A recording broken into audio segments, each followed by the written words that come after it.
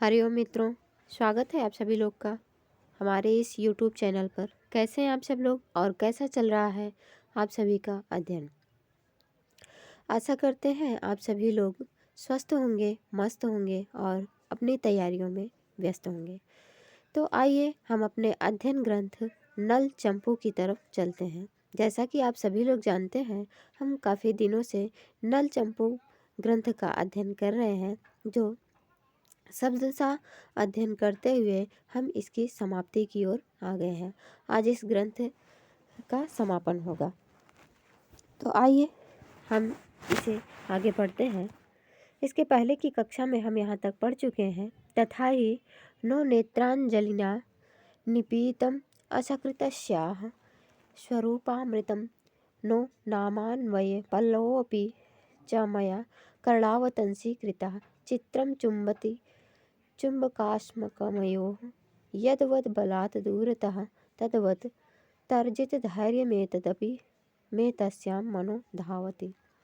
यहाँ राजा नल दमयंती के विषय में, वह जो सुंदरी का वर्णन पथिक ने किया है, उस सुंदरी के विषय में सोच रहे हैं और कहते हैं मेरा मन उसकी तरफ उसी तरह से खींचा जाता है जैसे लोहा चुंबक की तरफ अथवा चुंबक लोहा की तरफ खींच जाता है, जबकि मैं उसके स्वरूप को नहीं देखा हूँ, ना ही उसके नाम को, ना ही उसके वंश को सुना हूँ। अब वो उसी सुंदरी का वह चिंतन करते हैं। आगे देखते हैं क्या करते हैं। फिर नल कहते हैं सोयम दुर्लभेष्वनुरागः पुंसाम आज्वरम अस्वास्थ्यम आदौर्गत्यम दौर्स्थ्यम आविषावसादनम घूर्णनम असाध्वंसं कंपनम अनात्मविक्रयं पार्वस्यम अजरम जाड्यम अनिंधनम ज्वलनम अलग्नग्रहमुन्मादनम आवात्याघातमुद्भ्रमणम अमौनं मौक्यम अहीनश्रुतिः बाधिर्यम अनष्टदृष्टिकम अंधत्वम अस्खलितमनोरथं मनःस्तंभनम अमंत्र आवेशः सर्वथा नमः सुस्थित जन दुर्जनाय मनोजन्मने यस्य अयम एवं विधो व्यापारः। कह रहे हैं कि सर्वथा नमः, सर्वथा सब प्रकार से नमः, उनको नमः है। किसको? जो सुस्थित जन, जो अच्छे चित्त वाले जन होते हैं, उनको भी दुर्जन बना देने वाले मनोजन्मना, मन में उत्पन्न होने वाले कामदेव को नमः। यस्य, जिसकी, अयम माने यह, एवं विधा, इस प्रकार का व्यापार है, जिसका इस प्रकार का व्यापार है, जो अच्छे चित्त वाले व्यक्ति को भी दुर्जन बना देने वाले हैं, मन में उत्पन्न होने वाले हैं, उनको नमः। तो वो किस प्रकार से अच्छे चित्त वाले व्यक्ति को, धैर्यशाली व्यक्ति को दुर्जन बना देते हैं? वो कहते हैं सह अयम, यह दुर्लभेषु अनुरागा पुंसाम, पुरुषों का जो दुर्लभ वस्तुओं में, दुर्लभ व्यक्तियों से अनुराग होता है, जो प्रेम होता है, वह कैसा होता है। अब राजा नल को भी तो उस सुंदरी से प्रेम हो गया है, वह चाहते हैं कि वह मेरी कांता बने। ऐसा हमने पिछले श्लोक में देखा है, किंतु उसे उन्होंने देखा नहीं है, ना ही कभी सुना है, ना कभी देखा है, उसके नाम को भी नहीं सुना है, ना ही वंश को सुना, ना ही उसके रूप को देखे हैं। तो कहते हैं, तो फिर जब देखे नहीं है तो वह दुर्लभ है ही। कह रहे हैं दुर्लभेषु, दुर्लभ में, अनुरागा, जो अनुराग होता है पुरुषों का, वह कैसा होता है? अज्वरम अस्वास्थ्यम, अज्वरम, बिना ज्वर के ही, अस्वास्थ्यम, अस्वस्थ होता है। व्यक्ति को बुखार नहीं होता है, फिर भी वह अस्वस्थ होता है।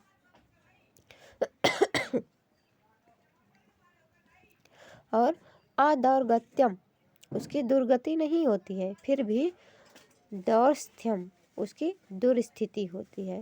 दुर्गति नहीं होती है, लेकिन उसकी स्थिति दुष्ट हो जाती है, थोड़ी हीन हो जाती है। और अविषास्वादनम अघूर्णनम, विष का आस्वादन नहीं किया है उसने, फिर भी वह चकरा रहा है, उसे चक्कर आ रहा है। असाध्वंसम कंपनम, उसे भय नहीं है। असाध्वंस मतलब भय का ना होना, भय नहीं है किसी वस्तु से, किसी चीज से, फिर भी वह कांप रहा है। कंपनम, बिना भय के ही कांपता है।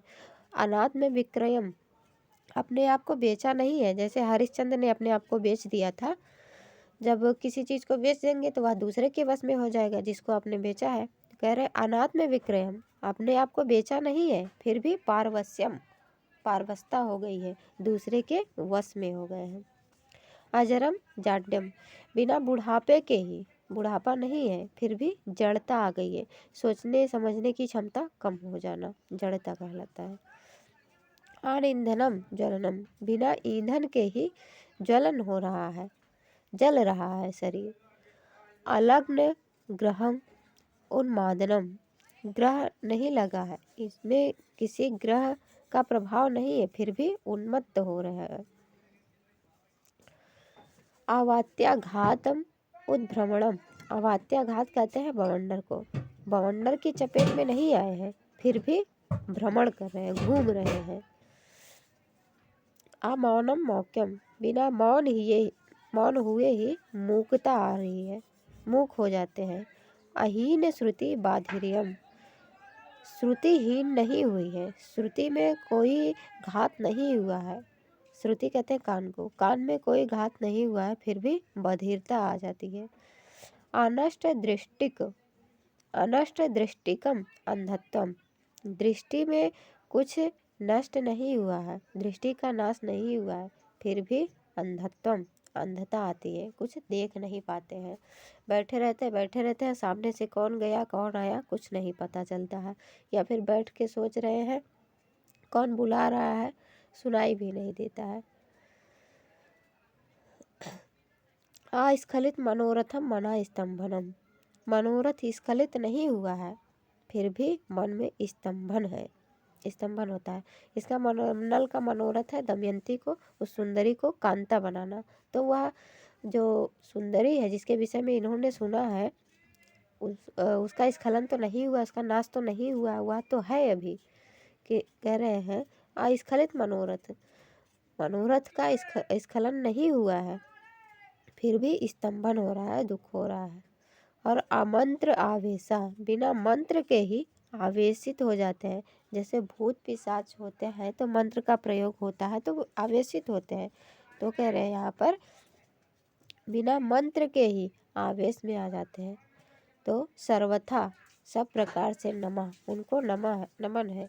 किसको? जो सुस्थित जन, अच्छे चित्त वाले जन को, धैर्यशाली जन को, लोगों को दुर्जनाय दुर्जन बनाने वाले, मनोजन्मने मन में उत्पन्न होने वाले कामदेव को नमः। यस्य, जिसकी अयमानया एवं विधो व्यापारा, इस प्रकार का व्यापार है कि बुखार हुआ नहीं है फिर भी वह अस्वस्थ है, विष का आस्वादन नहीं किया है फिर भी उसे चक्कर आ रहा है, उसकी दुर्गति नहीं हुई है फिर भी दुर्स्थिरता है, उसे भय नहीं है फिर भी वह कांप रहा है, अपने आप को बेचा नहीं फिर भी परवसता है, बुढ़ापा नहीं आया फिर भी जड़ता है, ईंधन नहीं है उसके सर में फिर भी वह जल रहा है, किसी ग्रह का उस पर कोप नहीं है फिर भी उस उन्माद है, उन्मत्त हो रहा है। और वह बवंडर के चपेट में भी नहीं आया है फिर भी गोल गोल सा घूम रहा है। अमौन मौके, मौनता नहीं आई है फिर भी वह मूक है, चुप है, कुछ नहीं कहता है। कान में कोई हिपता नहीं है फिर भी वह बहरे की तरह है, सुनाई नहीं देता है। उसकी दृष्टि नष्ट नहीं हुई फिर भी वह देख नहीं पाता है, अंधे की तरह है।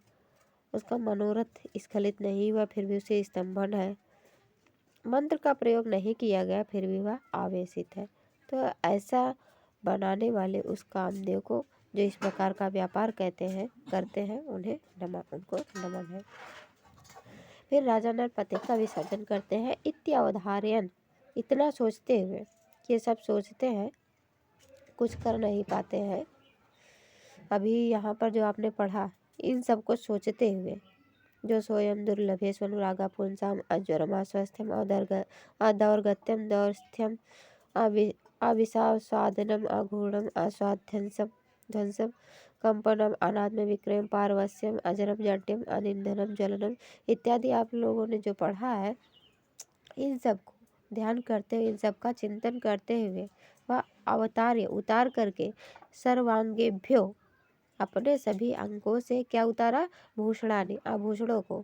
अपने सभी अंगों से आभूषणों को उतारा और तस्मय सदयम अदात, उसको दया से युक्त भाव से दया के साथ उसे दे दिया। किसे दे दिया? पथिक को, जो सामने उसके था, उसके पास में था, उसे दे दिया। और तय तय आलाप स्थित, उन आलापों के द्वारा, उन बातों के द्वारा थोड़ी देर रुक करके, कंचित समयम, कुछ समय, इमम अथ, कुछ समय यह रुका, और उसके बाद अथ माने इसके बाद, यथा प्रस्थितम, उस पथिक को जहाँ जाना था उसका अवरोध न करते हुए, पांथम, उस पथिक को कथमपि, किसी प्रकार से, प्रेषयाम आस, उसे विदा कर दिया, उसे भेज दिया। और स्वयं अपि, स्वयं भी जब उसे भेज दिया तो उसका काम था वह पथिक का आराम करना, तो उसने आराम कर लिया। नल ने कहा कि कोई कहानी बताए, कहानी को भी बता दिया, इसने सुन भी लिया, तो अब वो यहाँ रहेगा नहीं, तो उसको विदा कर दिया।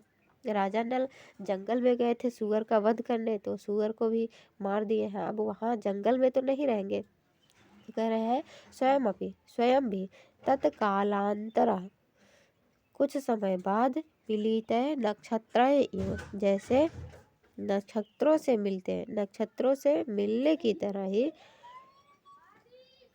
वह भी, सार्ध मृग शिरो हस्तये सव्रण चित्र कृतिकोपस्कर वाहिभी पापार्धिक परिजनय अनुगम्य माना राजा निजवासम अयासित। राजा नल निज आवासम, अपने आवास की तरफ, अयासित माने आया, राजा नल अपने आवास की तरफ आ गया। पापार्धिक परिजनय अनुगम्य माना, पापार्धिक लोगों के द्वारा अनुगम्यमान होता हुआ, पापार्धिक जो लोग थे उनसे, उनके द्वारा अनुगमन किया जाता हुआ राजा नल अपने आवास में आया। अब राजा का दो अर्थ होता है, तो यहाँ पर श्लेष मिलेगा। राजा राज्यते इति, राजा दीप्यते इति, जो दीप्त होता है, जो राजित होता है, उसे राजा कहते हैं। तो राजा एक नल है ही, तो जो दीप्त होता है वह चंद्र, चंद्रमा भी निज आवासम आयासीत, अपने आवास की तरफ आया। तो पहले राजा के लिए देख लेते हैं, देख लिया हमने।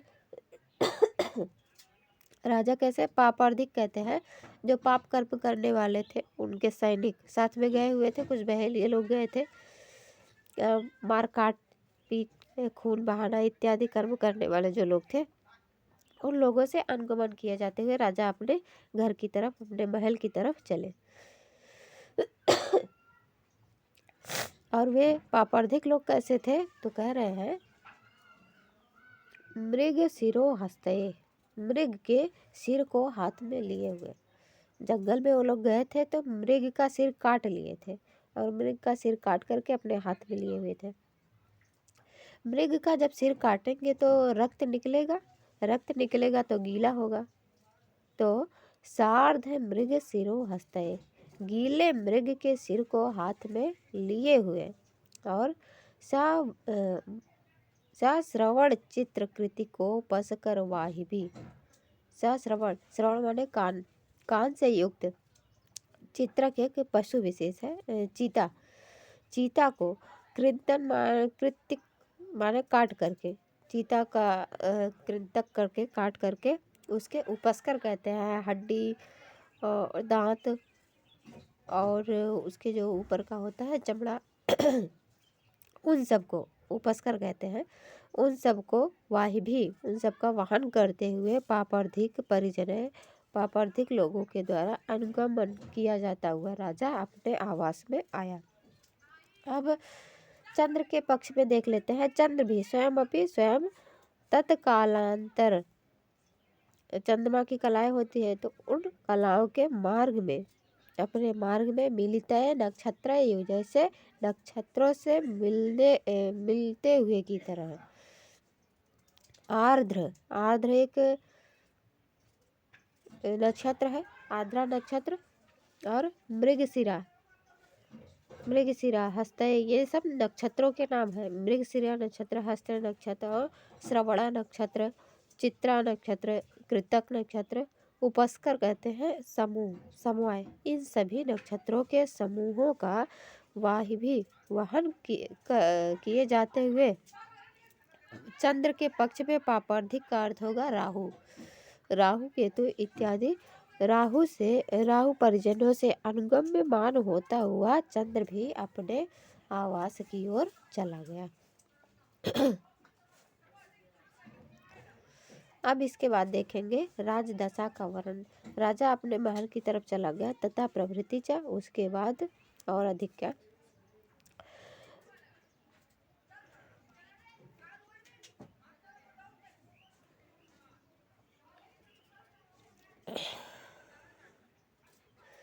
हृदय उद्यान मरुत तरंगित सरि तीरे तरुणा मधः तल्पे अनल्प सरोजिनी नवदल प्रायेपि खिन्नात्मनः धीरस्यापि मनः तृणकुटी कोणान्तराले बलात् लग्नो अस्येति विभाव्यते परवशैः अंगैः अनंगानलः। अनंग कहते हैं कामदेव, अनल माने अग्नि, कामाग्नि, अनंगानला माने कामाग्नि। कामाग्नि पर वसय अंग, जो अंग दूसरे के वश में हो गया था। राजा नल का जो शरीर था वह तो परवश हो गया था, तो उस परवशय अंग, उस परवश हुए अंग में कामाग्नि लग गई हो। लग्नो अस्येति, इसके परवश अंग में कामाग्नि लग गई हो ऐसी संभावना की जाती है, ऐसा लग रहा है। और वह राजा नल कैसे है? हृदय उद्यान, हृदय मन को हरण कर लेने वाले, मनोहर उद्यान के, मनोहर उद्यान से मरुत माने हवाएं, मनोरथ उद्यान के हवाओं से जो तरंगित हो रही है।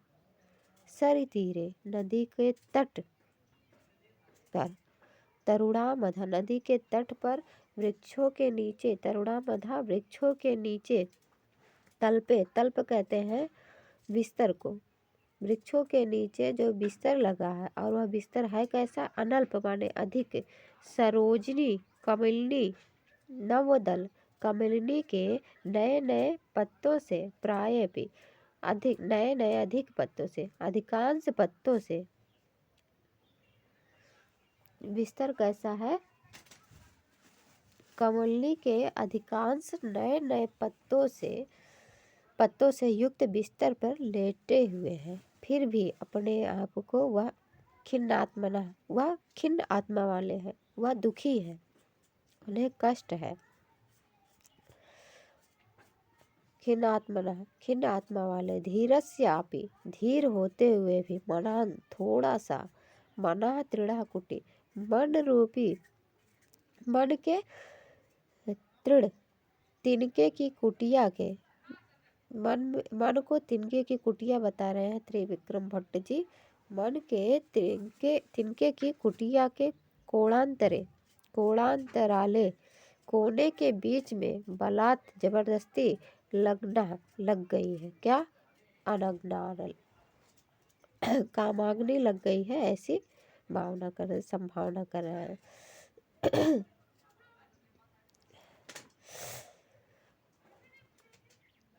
राजा नल मनोहर हवा से तरंगित होने वाले नदी के तट पर वृक्षों के नीचे जो नए नए कमलिनी दल से युक्त जो बिस्तर लगा है, उस बिस्तर पर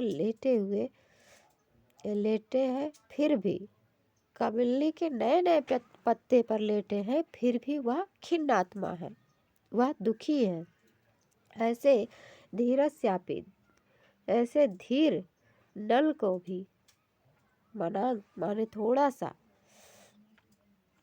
परवश्य अंगए, परवश अंग में, अनग्नालल कामाग्नि लग गई है, थोड़ी कामाग्नि लग गई है। कहाँ पर लग गई है? उनके हृदय में, उनके दिल में। हृदय रूपी तिनके की कुटिया के एक कोने के बीच में जबरदस्ती धीर है ये, फिर भी उनके दिल के एक कोने में कामाग्नि लग गई है, वह खिन्न है। आगे देखेंगे। एवं अस्य, उस राजा नल का एवं माने इस प्रकार, पुनरपि फिर भी,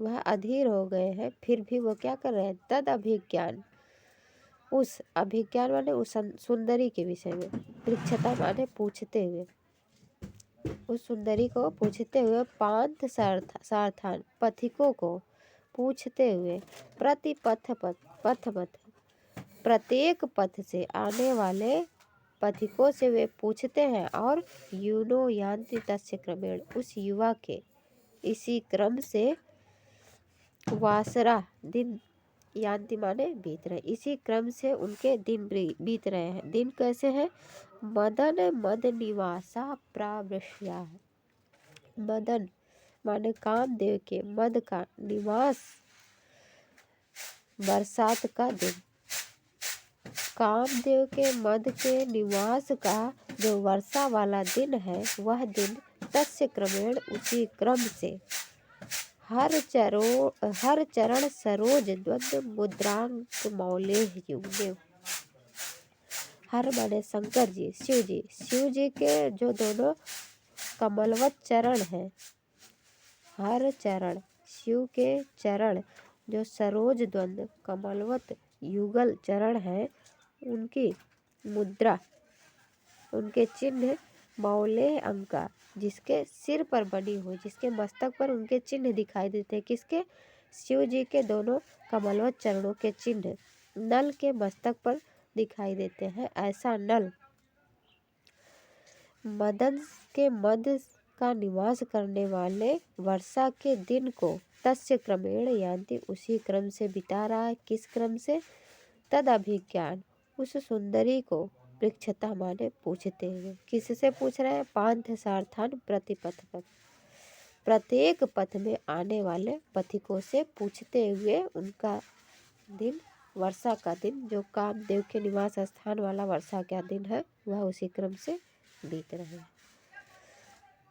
अब यहाँ पर देखेंगे इति, यहाँ प्रथम उच्छ्वास में 64 श्लोक को हमने पढ़ लिया है।